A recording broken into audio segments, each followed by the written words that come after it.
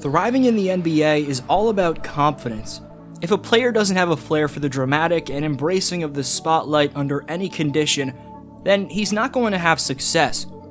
In addition to being a rangy shot creator with contested sharpshooting ability, whose quick twitch release matches his quick twitch dribbling ability, Gradey Dick's evidently got a keen sense for what it takes to be at the top, and he's ready to adapt to the Toronto culture. Now I'm looking forward to it. Got to get out there, see Drake. I've been saying it a bunch, but I'm looking forward to that. You hyped to become boys with Drake? Overnight, it's gonna happen. Of course, that's the goal. I need him to wear my jersey. That's how I know. That's my priority. At 6'7.5" with a 6'11" wingspan and the ability to sprint from end to end in the blink of an eye with long strides, Larry Bird's abandoned son has underrated athleticism in addition to his elite marksmanship from distance.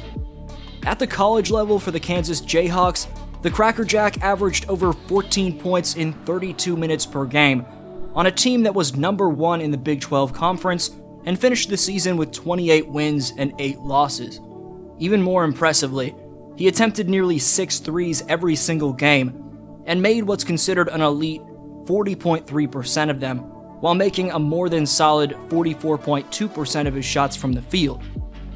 Now, whether he exceeds expectations by becoming a superstar like this video entails, or pans out as merely a really solid role player, Gradey's going to last in the NBA with his modern-day suitable shooting from distance. His ability to create shots off the bounce fits the Toronto Raptors' needs to perfection, as he's got the chance to turn Scotty Barnes into practically a primary screen and roller. The two-man game between Barnes and Dick has a chance to make waves.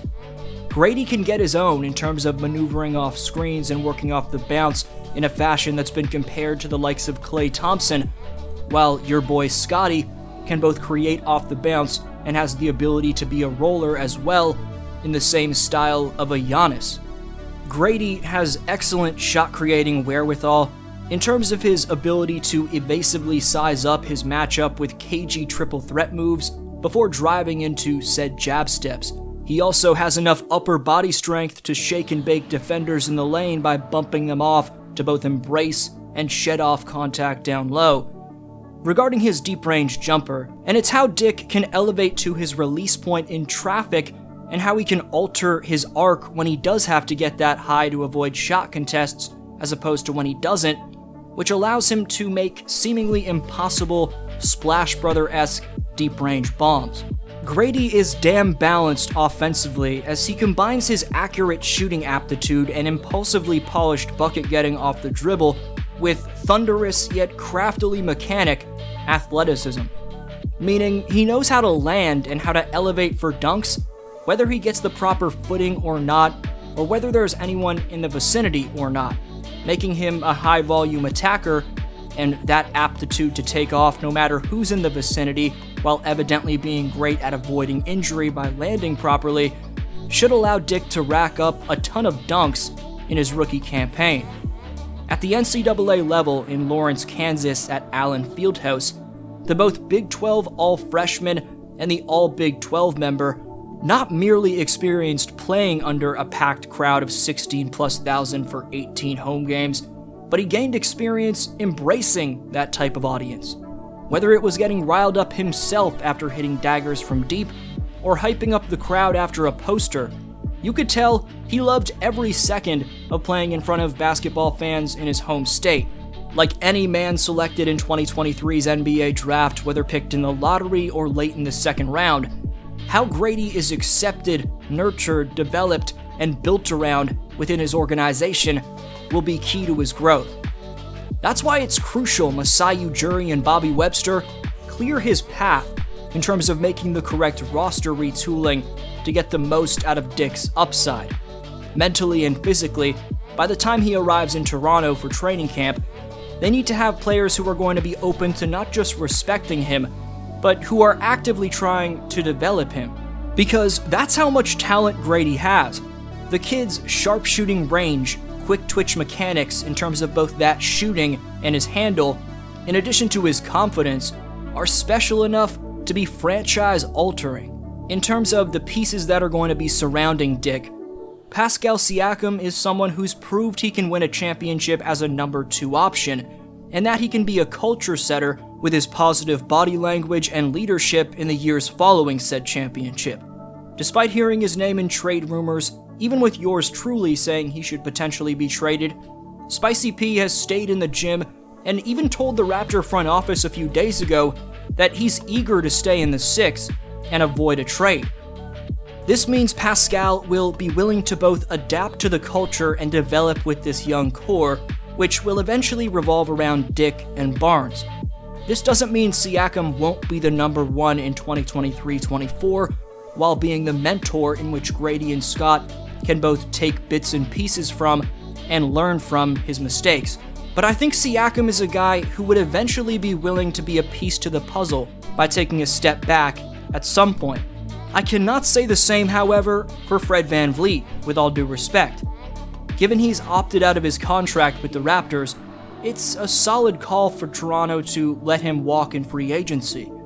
I'd even strongly encourage Masai and Bobby to not put Dick in the same vicinity as Mr. VanVleet. This comes down to the fact that while Pascal developed a friendship with Scotty Barnes, that same friendship can't be described in terms of with VanVleet and Barnes.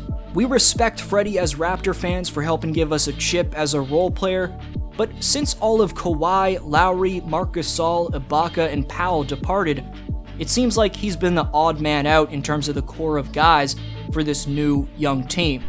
In addition to the front office clearing the path for him from a roster perspective, from a coaching perspective, the development staff needs to put their best foot forward to get the most out of Gradey, both on and off the court. At merely 19 years of age and not 20 until November, the youth of this Klay Thompson, Reggie Miller hybrid with shot-making belief and a laser-fast release that makes him resemble a version of Larry Bird who'd have to adapt to the modern ways of basketball is going to need a lot of mentorship like any young player would. The Raptors snagging back their old player development coach from the Warriors in Jama Malalela should contribute to that growth process. At the same time, while Dick is youthfully vibrant, let's not forget the magnitude of what he achieved in college. He played in one of, if not the toughest conference in all of Division I college basketball, and was second on a team that was number 1 in said conference of 10 squads in scoring, while also being the Jayhawks' best three-point shooter in terms of volume and percentage rate. Scotty Barnes was the 4th overall pick in 2021, but didn't play at nearly as competitive of a college program that Gradey did, and you could argue the 13th overall pick in 2023 was drafted amidst a much tougher class. So anyone of this Raptor franchise underestimating Dick's abilities and how good of a player they're getting, quite frankly, has to go. The Raptors knew exactly what they were doing with this pick, and I can't give enough praise to the man regaining a reputation as GM God, Masai Ujiri, for it. Because with the likes of Precious Achiuwa, Christian Koloko, Scotty Barnes, OG Anunoby, and Pascal Siakam, while you did have a sharpshooter like Gary Trent Jr., who just opted into his contract, what the roster was desperately craving was a naturally gifted floor spacer who has shot-creating wherewithal. You get exactly that with Gradey Dick. Just 14.4% of you watching right now are subscribed, so please subscribe if you haven't already. Have a great day. This was D Flow, and I'll see you next video.